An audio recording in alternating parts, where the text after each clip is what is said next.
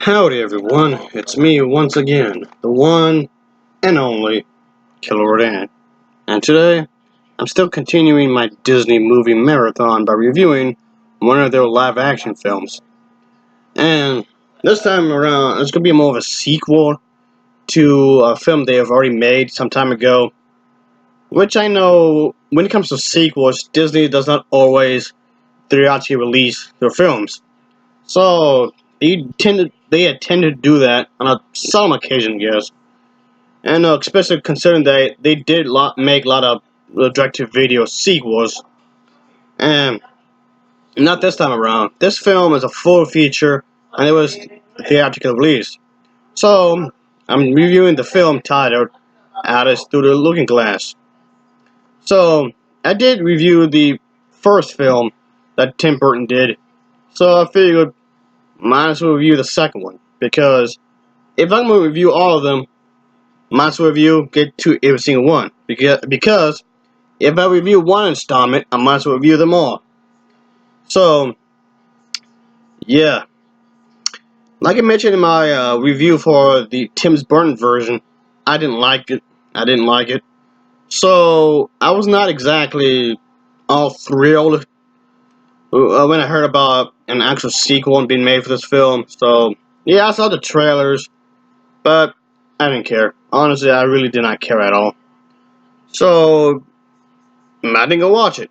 I did not watch it on when it came out in theaters, because like I said, I didn't care.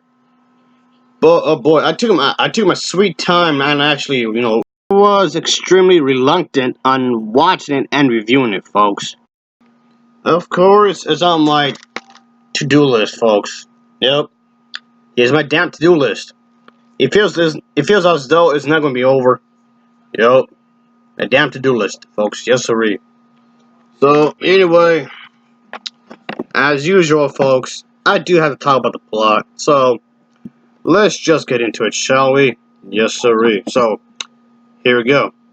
So basically, what happens here is that it starts off with Alice on the pirate ship, and having the whole getup and whatnot of a pirate or whatever. Well, her own outfit, I guess you can say.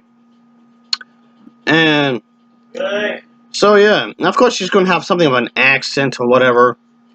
And I guess you can say she's really attempting to, I guess, has spent the past 3 years following in her father's footsteps and, like you can guess, sailing the high seas. And, yeah, this seems kind of weird because it doesn't really have anything to do with the rest of the movie, really. Not really. But anyway, moving on from that. Upon her return to London from China, she does learn that her ex-fiancé has taken over his deceased father's company and plans to have Alice sign over her father's ship, let's just say as an exchange for her family home. But the thing is, folks, suddenly there's this blue butterfly. Why is there a blue butterfly all of a sudden in a time of crisis? I don't know, because the plot said so, I guess. But anyway, like I was saying, Alice herself does follow this butterfly that came out of nowhere, I guess you would say. She recognizes as the caterpillar, of course, who transformed during their last encounter, I guess you would say, and has returned to, I guess, the plot said so, I guess. But anyway, Alice follows this thing, of course, and let's just say he returns to Wonderland through the mirror, like you might expect the title would say. And let's just say that as a result of this, Alice herself does go through the mirror, of course, and soon it doesn't take very long for Alice to be greeted by the White Queen and the White Rabbit, of course, and the characters from the previous film. They're basically united, of course, and there's the March Hare, of course, the Treasure Cat, so on and so forth.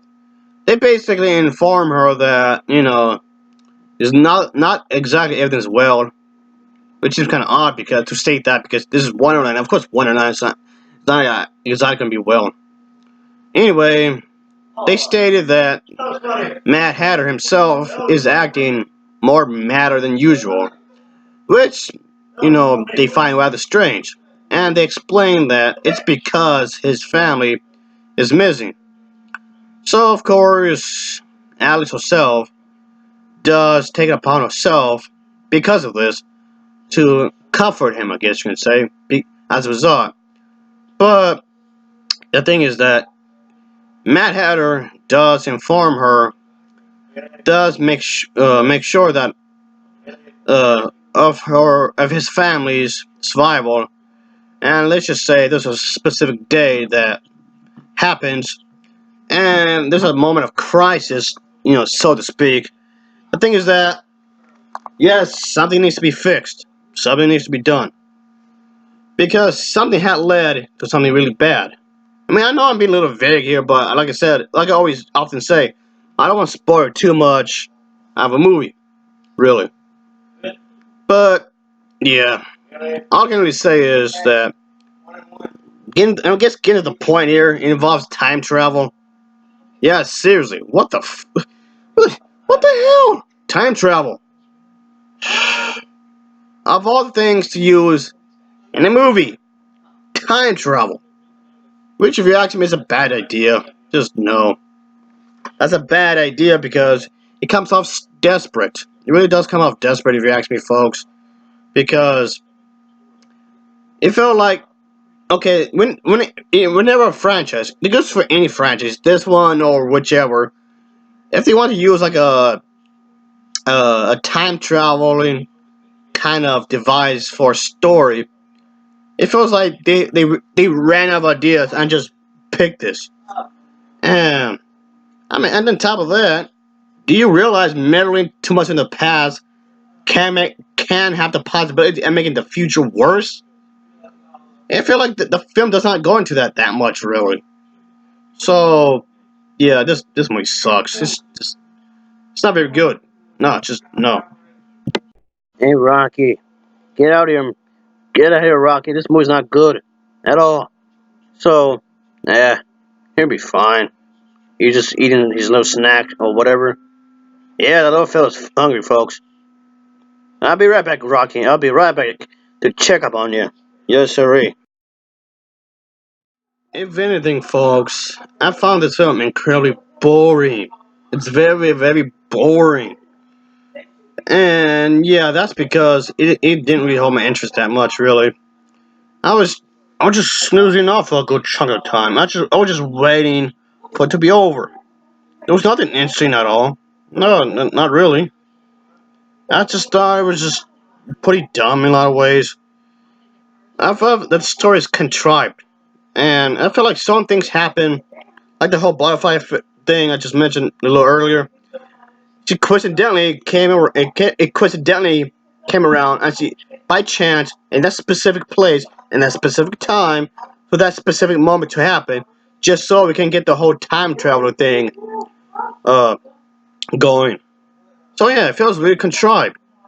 So it feels like the movie itself is treating us the audience like they're idiots because it just comes off like, I mean, you can't have the story itself can't seem to have like a natural flow because of that.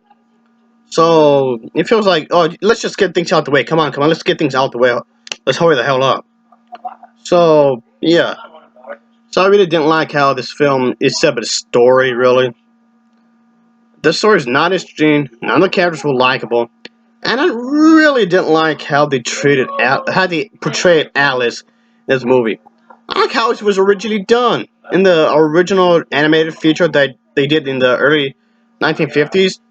That was a much better portrayal of Alice. And yeah, I did not like how Alice was done in this film, in this sequel. No, the first part. I did not like her portraying either film. Why do you have to make like every warrior chick gotta be like a fighter? Why does every female character have to be a warrior? Don't get me wrong, I don't mind strong female characters, but that doesn't mean every single female character you make has to be a damn warrior. That makes no sense. Why? It's just stupid. Mr. Monkey, seriously, you are annoying. Go and get, just leave me alone for once, and stop interrupting my videos. This is a bad movie. No, I'm not, and I ain't buying it for you. No, go and get. Yeah, leave me alone, will you?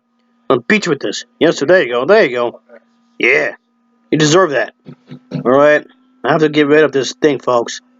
Because, as mentioned before, it's not a good movie. Okay, it's not the worst thing I've ever seen, but it's definitely one of the most boring films I've seen out there. So yeah, it should be gone. There you go, folks. Let the garbage man take care of the problem.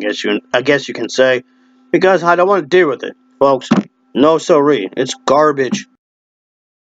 I do enjoy Disney and whatnot. I do enjoy the products, and yeah, I do enjoy the stuff. But come on, even they will make mistakes.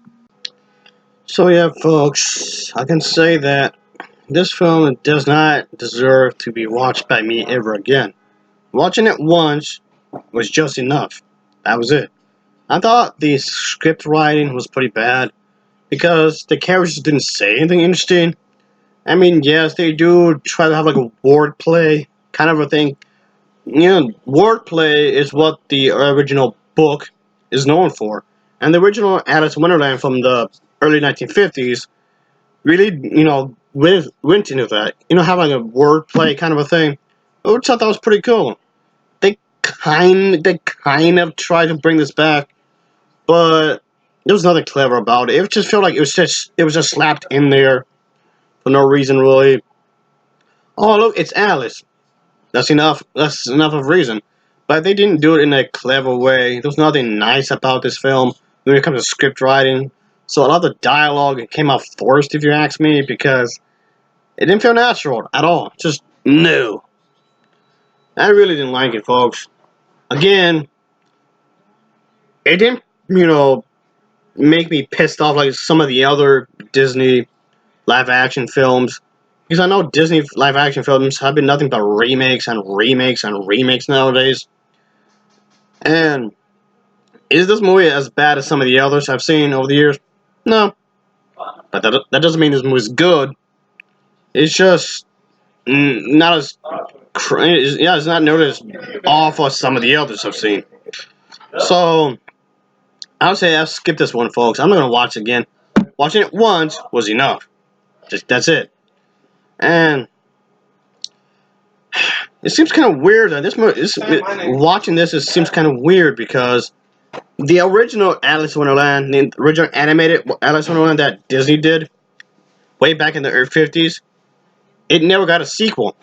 It never got a sequel because it was a box office bomb. It bombed so hard that Walt Disney, when he was alive, had to publicly announce that, oops, I'm sorry. But the remake that Tim Burton did was successful enough that it bared a sequel, which is the one I'm reviewing now. So, if people want to talk about, Alice in Wonderland getting a sequel, you have to be more specific because it's the remake that got a sequel, but not the original animated feature. What? That's weird. What? Anyway, whatever.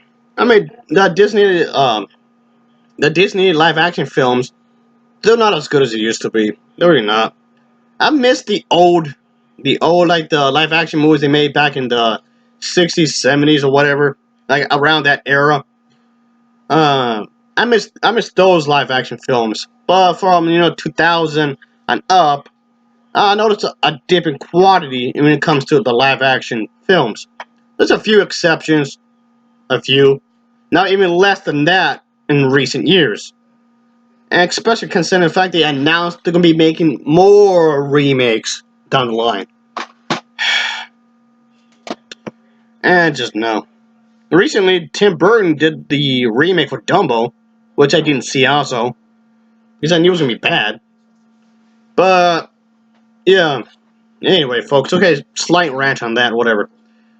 The Alice in Wonderland sequel, Alice Through the Looking Glass, was not a good movie. It's not a constructive film as a whole. It was, like I said before, a moment ago, at worst, it was boring. It was really, really boring. Anyway, folks, I'll give this film an overall rating of a 4.8 out of 10. It gets a 4.8 out of 10 for me. And as always, thanks for watching, and take care. Till next time, oh yeah.